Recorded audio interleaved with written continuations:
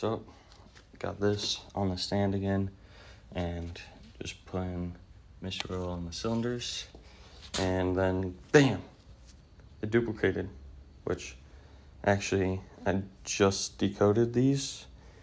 This is a 350 block from basically 69 to 71, 72. This is 283 block from a 65 Malibu or any other similar cars.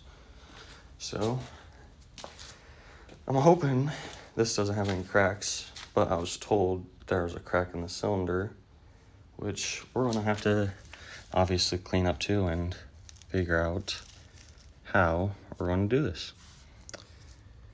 This is exciting.